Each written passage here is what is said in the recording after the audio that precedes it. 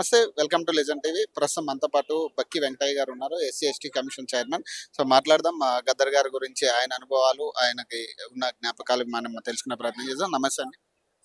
దగ్గర దగ్గరగా ప్రథమ వర్ధంతి మనం ఎట్లా ఎట్లా అనిపిస్తుంది మీకు ఈ వర్ధంతి?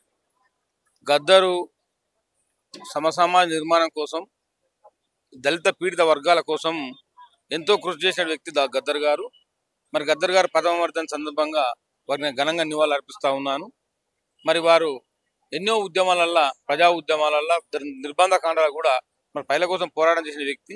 మరి ఆయన ప్రజాయుద్ధ నౌక కనుక ఆయన తప్పకుండా మన మెదక్ జిల్లా పేరు పెట్టాలని చెప్పి, అది ఆమోదయోగ్యంగా ఉంటుందని చెప్పి కూడా నేను గౌరవ జిల్లా ఎమ్మెల్యేలను, గౌరవ మన ముఖ్యమంత్రి అని కోరుతా ఉన్నా. మరి గద్దర్ అనే వ్యక్తి, ఆయన వ్యక్తి కాదు, ఒక శక్తి. ఆయన ఈ సమాజానికే ఆదర్శం. తప్పకుండా ఆయనను అందరం కూడా గౌరవించుకోవాల్సిన అవసరం ఉందని చెప్పి కూడా ఈ సందర్భంగా తెలియజేస్తాం. ఎలాంటి గౌరవం ఇవ్వబోతున్నారు అంటే కాంగ్రెస్ పార్టీ తరపు నుంచి ఎట్లాంటి గౌరవం? కాంగ్రెస్ పార్టీ తరఫున మరి ట్యాంక్ బండ్ పై ఆయన విగ్రహం పెట్టాలని చెప్పి కూడా అందరి అభిప్రాయం ఉన్నది. మరి మా మా మా జిల్లాల్లో కానీ, తెలంగాణ జిల్లాలో కానీ అంతటా కూడా ఆయన విగ్రహాలు పెట్టుకునేటువంటి వెసులుబాటును రాష్ట్ర ప్రభుత్వం కల్పించాలి. మరి గౌరవ ముఖ్యమంత్రి గారు కూడా మరి మెదక్ జిల్లాకు చెందిన వ్యక్తి కనుక మెదక్ జిల్లా ఆయన పేరు జిల్లాకు గద్దర్ జిల్లాగా పేరు నామకరణం చేయాలని చెప్పి మేము కోరుతాం.